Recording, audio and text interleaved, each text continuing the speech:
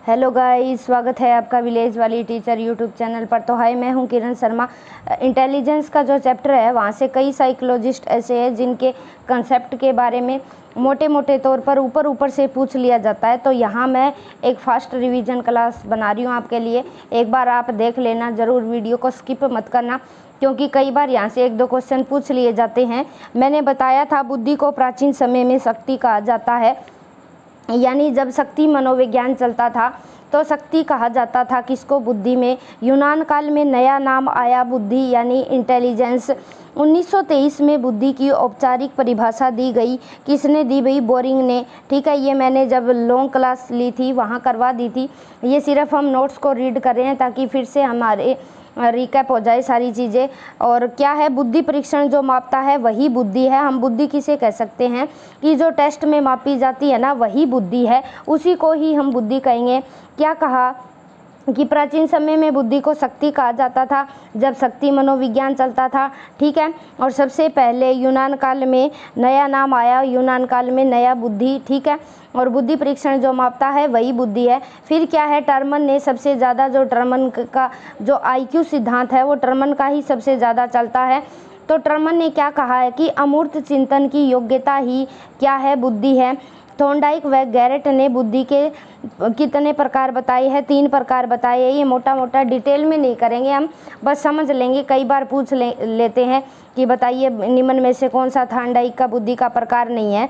यांत्रिक बुद्धि बताया, अमूर्त बुद्धि बताया, सामाजिक बुद्धि बताया। ठीक है, किसने भाई? थॉर्नडाइक ने। थॉर्नडाइक ने 3 प्रकार की बुद्धि बताई, यांत्रिक, अमूर्त और सामाजिक बुद्धि। ठीक है, और गैरेट ने भी 3 तरह की बुद्धि बताई, अमूर्त बुद्धि, मूर्त बुद्धि, अमूर्त बुद्धि और सामाजिक बुद्धि। ठीक है, एक बार फिर से देखें।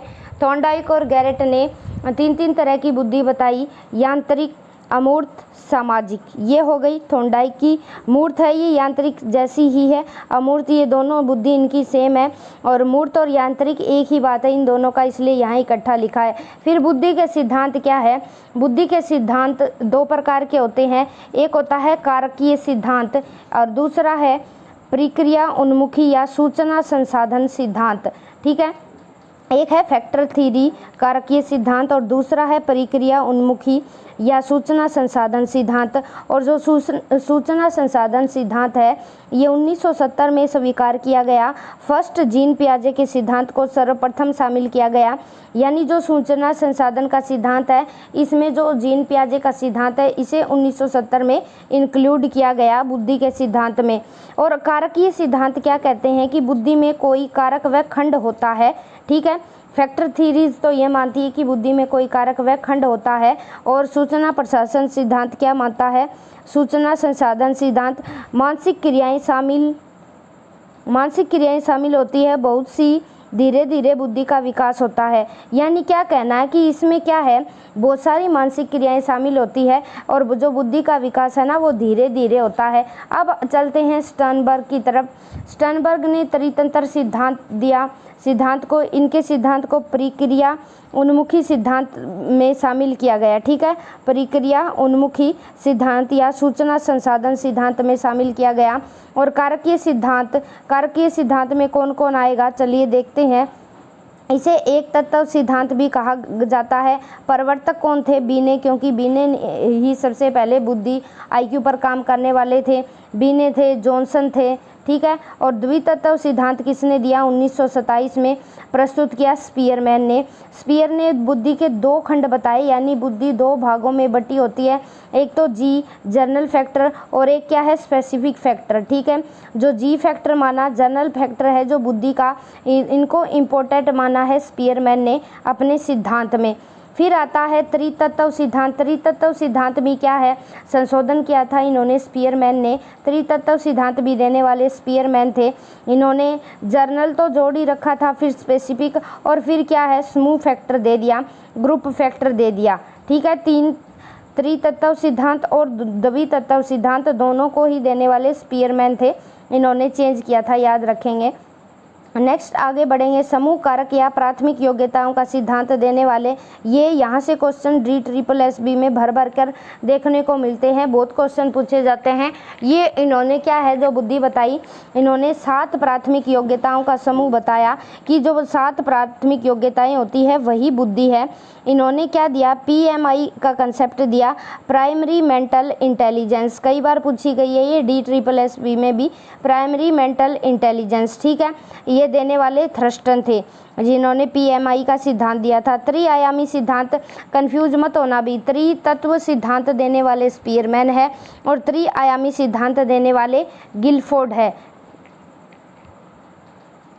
तो त्रिआयामी सिद्धांत देने वाले कौन है भाई, गिलफोर्ड है। प्रारंभ में बुद्धि के 3 आयाम बताए और क्या है 120 खंड बताए मूल रूप से, पहले बार में संशोधन किया फिर 150 कर दिए।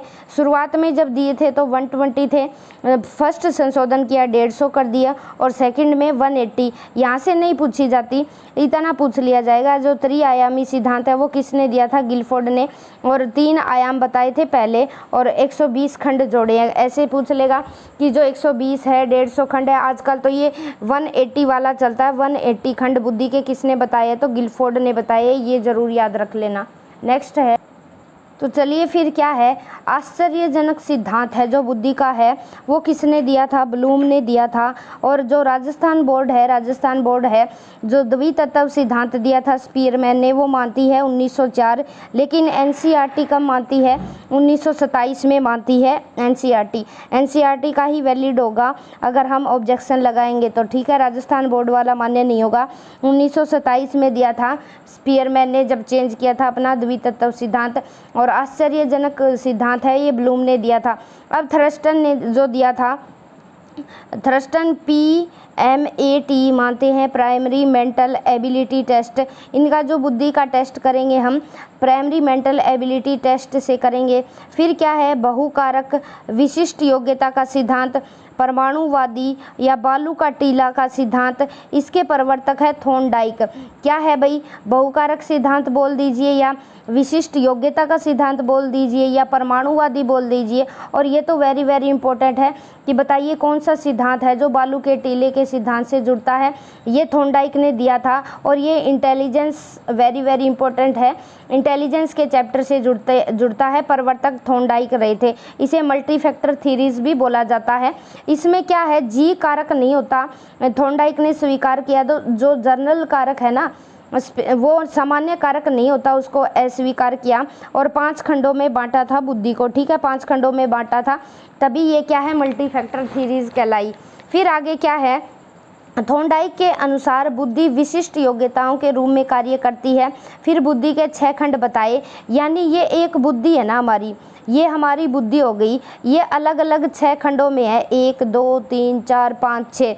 तो 6 खंडों में है तो 6 तरह के काम करेगी, समस्या के अपने, और कोई भी समस्या आती है ना, ये वेरी वेरी इंपॉर्टेंट है। थॉर्नडाइक का नियम बहुकारक सिद्धांत जो इंटेलिजेंस से जुड़ता है, परमाणुवादी या बालू का टीला सिद्धांत भी से बोला जाता है। तो थॉर्नडाइक यहाँ क्या कहते हैं कि जब भी मनुष्य के जीवन में कोई समस्या आएगी ना, तो ये 6 के 6 फैक्टर है ना, ये इस तरह से जुड़ेंगे। देखो कोई भी जैसे ही समस्या आई, ये 6 के 6 फैक्टर क्या है आपस में, 1 2 3 4 5 6, एक इस तरह से जैसे बालू के कण मिल जाते हैं ना आपस में, उसी तरह जो ये इंटेलिजेंस के कण है वो आपस में मिल जाएंगे। वेरी वेरी इंपॉर्टेंट बात है ये, ठीक है।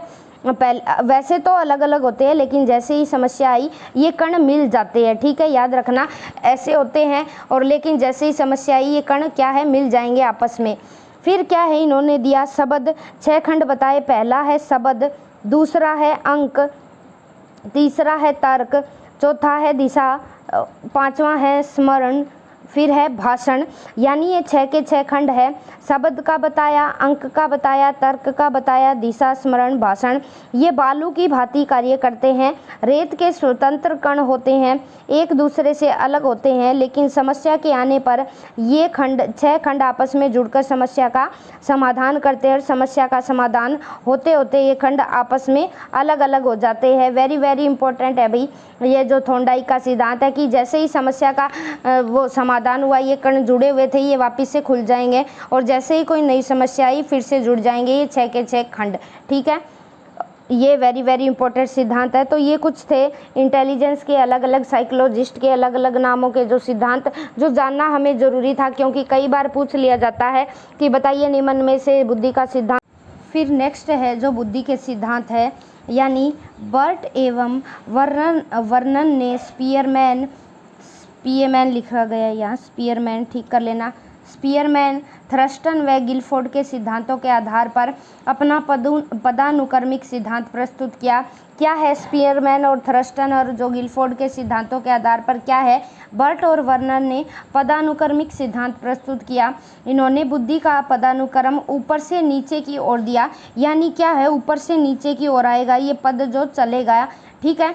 और इन्होंने क्या है जी बुद्धि सबसे ऊपर दिया है कि जी बुद्धि, फिर सबसे नीचे दिया है एस बुद्धि को स्वीकार किया, ठीक है। यहाँ क्या है, यहाँ जी बुद्धि है और यहाँ क्या है, यहाँ एस बुद्धि होगी, ठीक है। ऐसे ऊपर से नीचे की ओर चलेगा किनका सिद्धांत? बर्ट एवं वर्नन का सिद्धांत। और बुद्धि को क्या है पिरामिड नुमा में स्वीकार किया। पिरामिड हमें पता है ट्राइंगल शेप में होता है, ठीक है, ट्रायंगल शेप में होता है पिरामिड, और ये उल्टा बनता है, ठीक है, याद रखना ऐसे बनता है पिरामिड।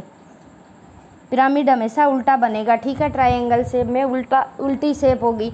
तो क्या है इन्होंने जी फैक्टर को सबसे ऊपर रखा और एस को सबसे नीचे रखा। ये क्या है इन्होंने क्या कहा है, जो जी फैक्टर है ना हमारा, जी फैक्टर हमें जन्मजात मिलता है, हेरिडिटी से मिलता है। और फिर क्या है जी फैक्टर को इन्होंने दो भागों में बांटा, एक बांटा शाब्दिक, दूसरा बांटा व्यवहारिक। और क्या है इन्होंने शाब्दिक में क्या कहा, बुद्धि का विस्तृत समूह बताया दोनों को कि दोनों में क्या है बुद्धि का विस्तृत समूह पाया जाता है। इसी तरह क्या है आगे जो ये शाब्दिक है ना ये भागों में बंटते चले जाएंगे, इनका एक लघु समूह बनता जाएगा, ठीक है। ये जो शाब्दिक जो बुद्धि है वो फिर क्या है छोटे समूह में टूटेगी और फिर क्या है छोटे समूह में टूट टूट के आगे ऐसे बढ़ती जाएगी। फिर क्या है व्यवहारिक है, व्यवहारिक में भी ऐसा ही होगा, इसी तरह अनेक खंडों में बढ़ती चली जाती है ये आगे चलकर। और जबकि क्या है विशिष्ट योग्यता में विकसित हो जाती है कोई एक बुद्धि। ये क्या है इन्होंने देखो बड़ी सिंपली तरीके से समझाया है। क्या है ये जो हमारी जी बुद्धि है ना, जी बुद्धि यानी जो सामान्य बुद्धि है, जनरल बुद्धि है, वो क्या है हमारी सबसे ऊपर है।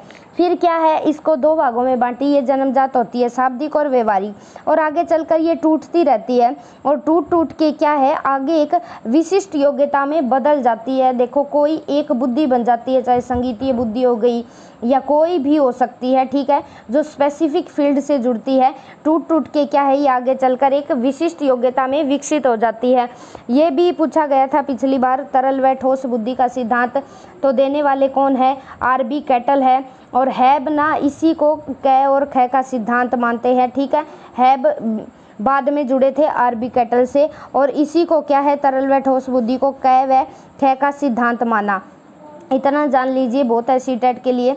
लिक्विड एंड क्रिस्टलाइज इंटेलिजेंस माना आरबी कैटल ने, ठीक है। आरबी कैटल ने क्या बताया अभी, जो बुद्धि है ना, जो तरल बुद्धि है ना वो तो जन्मजात होती है, ठीक है, जर्नल फैक्टर माना। और जो ठोस है ना, ठोस हम एनवायरनमेंट से प्राप्त करते हैं और ये निश्चित होती है जनरल क्राइस्ट, ठीक है, जर्नल क्राइस्ट।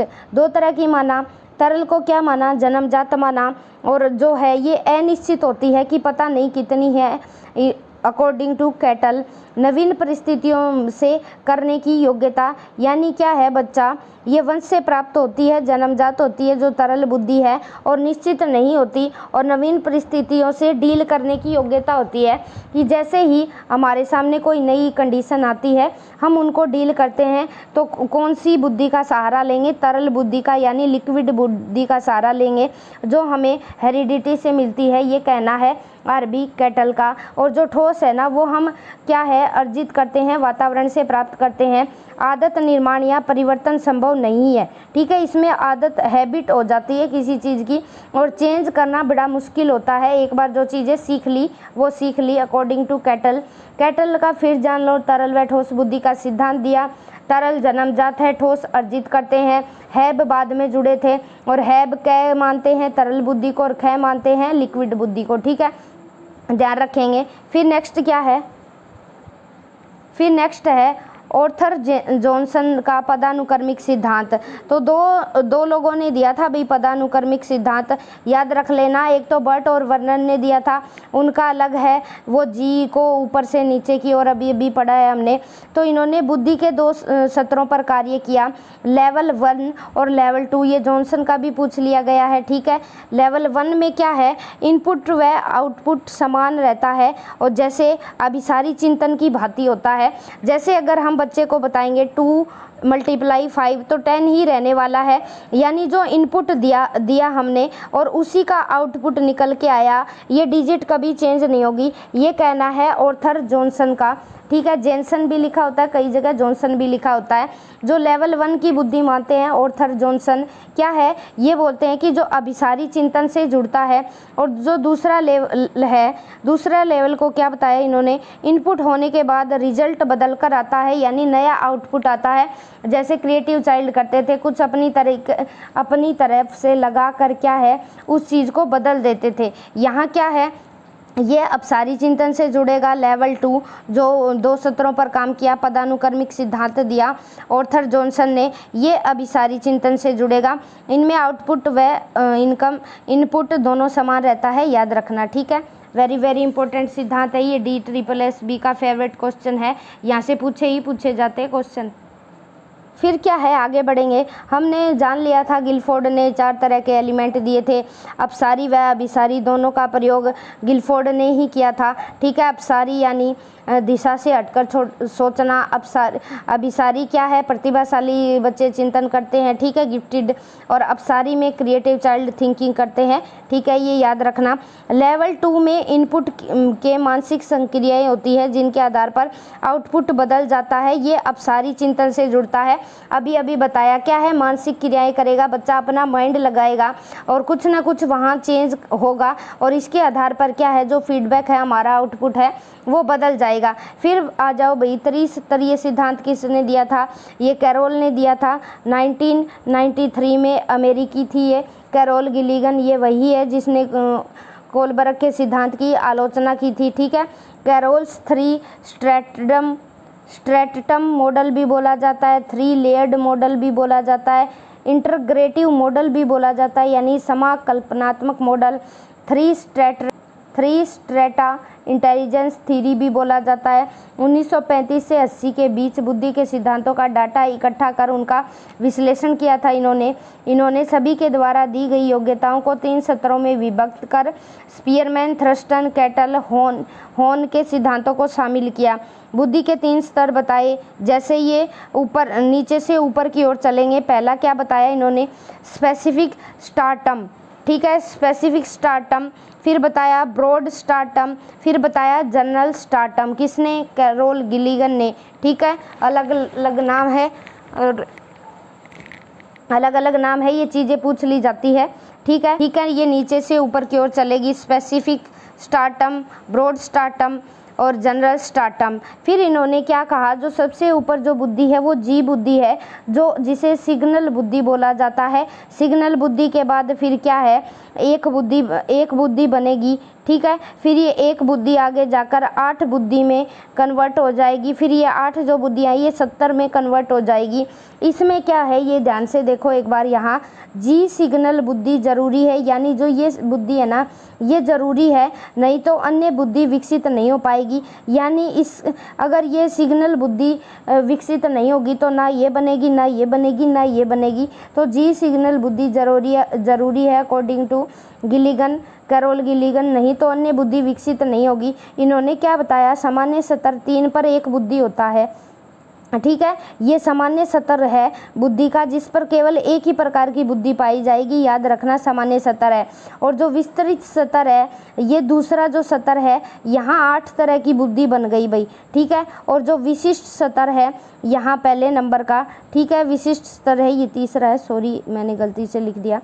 तो विशिष्ट स्तर पर 70 तरह की बुद्धि बट जाती है। तो ध्यान से देखें, ये इन्होंने क्या किया, स्पीयरमैन, थ्रस्टन, कैटल, होर्न के सिद्धांतों को शामिल किया और बुद्धि के 3 स्तर बताए, स्पेसिफिक, ब्रॉड, जर्नल। और क्या है, सबसे पहले सिग्नल बताया कि ये अगर बुद्धि विकसित नहीं होगी तो नीचे की बुद्धि विकसित नहीं होगी। फिर ये क्या है, आगे बढ़ जाएगी एक बुद्धि में, फिर 8 में, फिर 70 में। और सामान्य स्तर पर क्या है, तीसरा स्तर जो बताया उस पर 1 बुद्धि होती है, दूसरे में 8 बुद्धि होती है और विशिष्ट स्तर पर 70 बुद्धि होती है। ठीक है। फिर क्या है, ट्राइआर्किक थ्योरी।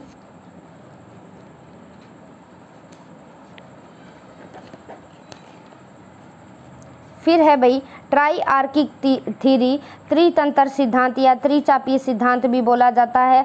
इसके प्रवर्तक है रॉबर्ट स्टर्नबर्ग। ये 1985 में दी थी इन्होंने। बुद्धि के आधुनिक सिद्धांतों में शामिल किया गया very very important person. Triarchic theories को त्रितंत्र सिद्धांत या त्रिचापीय रॉबर्ट स्टर्नबर्ग देने वाले हैं, आधुनिक सिद्धांतों में शामिल है। और पुस्तक क्या है, इन्होंने बियॉन्ड आईक्यू प्रस्तुत किया। ठीक है, इनकी जो पुस्तक है बियॉन्ड आईक्यू है, पूछ लिया जाएगा। रॉबर्ट स्टर्नबर्ग की 1885 में इन्होंने अपना कंसेप्ट दिया था ट्राइआर्किक थ्योरी। फिर ट्राइआर्किक थ्योरीज में क्या है, बुद्धि के 3 प्रकार बताए, जैसे ट्राई नाम से संबंधित है। ये क्या बताते हैं स्टर्नबर्ग, बुद्धि वह योग्यता है जिससे व्यक्ति अपने पर्यावरण के प्रति अनुकूलित होता है तथा समाज और संस्कृति के उद्देश्य की पूर्ति हेतु पर्यावरण के कुछ पक्षों का चयन करता है और उन्हें परिवर्तित करता है। तो इन्होंने क्या बताया कि इंटेलिजेंस क्या है, कि हम अगर हमारे अंदर बुद्धि है तो हम पर्यावरण के प्रति क्या है, अनुकूलित हो जाएंगे, समाज और संस्कृति के उद्देश्यों की पूर्ति करने हेतु पर्यावरण के पक्षों का चयन करते हैं और उन्हें चेंज भी कर सकते हैं। तो जो 3 प्रकार की बुद्धि है वो बताई। नंबर 1 क्या है, विश्लेषणात्मक या घटकीय बुद्धि बोला जाता है इसे, एनालिटिकल। ठीक है, इंटेलिजेंस। ठीक है, एनालिटिकल भी बोला जाता है इसे, परंपरागत बुद्धि बोला जाता है और समस्या समाधान में अच्छी होती है ये, और समस्या के विभिन्न पक्षों पर विचार किया जाता है इसमें, समस्या पर गहन विचार प्रत्येक पक्ष पर। ठीक है, जो एनालिटिकल जो इंटेलिजेंस है ना, विश्लेषणात्मक या घटकीय बुद्धि है, जो कंपोनेंट समस्या पर गहन विचार किया जाता है, प्रत्येक पक्ष पर क्या है, प्रत्येक पक्ष पर ध्यान दिया जाता है। फिर दूसरी क्या है, संदर्भगत या व्यवहारिक बुद्धि, यानी कॉन्टेक्सचुअल या प्रैक्टिकल इंटेलिजेंस। इसमें क्या है, स्ट्रीट स्मार्ट पीपल कहा है इस बुद्धि को स्टर्नबर्ग ने। क्या कहा है भी, व्यवहारिक बुद्धि को, संदर्भगत बुद्धि को स्ट्रीट स्मार्ट पीपल कहा है इस बुद्धि को स्टर्नबर्ग ने। परिस्थिति के अनुसार व्यवहार किया जाता है, कि जिस तरह की कंडीशन है उसी तरह का अगर हमारे अंदर इंटेलिजेंस है तो हम उसी तरह का बिहेव करेंगे। वेरी वेरी इंपॉर्टेंट है ये, कॉन्टेक्सचुअल या प्रैक्टिकल इंटेलिजेंस। फिर है तीसरा क्रिएटिव या क्रिएटिव या एक्सपीरियंशियल इंटेलिजेंस। इसमें क्या होता है, सृजनात्मक या एक्सपीरियंशियल में out of the box thinking होती है, समय के अनुभव के आधार पर नवीन निर्माण करते हैं। इन द बॉक्स होगा अभिसारी चिंतन में और आउट ऑफ द बॉक्स होगा अपसारी चिंतन में। आई होप आपके समझ में आया होगा, ये बता दिया मैंने। फिर आता है एक सूचना संसाधन। हमने बुद्धि को शुरुआत में 2 भागों में बांटा था। सूचना संसाधन से वेरी वेरी इंपॉर्टेंट है बुद्धि का पास मॉडल। ठीक है, PASS। प्रवर्तक कौन है भाई, JP दास। सहायक है जेक नालगिरी तथा किरवी। इन्होंने 1994 में काम किया। इस मॉडल के अनुसार बुद्धि 3 प्रकार के संज्ञानात्मक कार्य करती है। कौन सी बुद्धि, ठीक है, पास मॉडल, JP दास खास नाम है, इन्होंने ही सबसे ज़्यादा काम किया था, ये समर्थक थे। और इन्होंने क्या किया, प्लानिंग। ठीक है, प्लानिंग को P से डिनोट किया। फिर क्या है, अटेंशन या अराउजल, A से अवधान या उत्तेजना भी बोला। फिर क्या है, फिर हुए ज्ञान को पुनः स्मरण करना या पुराना ज्ञान, दोनों साथ साथ चलती है। ये समकालिक या अनुक्रमिक। ठीक है, ये दोनों साथ साथ चलती है। 3 तरह की बुद्धि दी इन्होंने, P से प्लानिंग और A से अटेंशन या अराउजल और C से S से क्या है,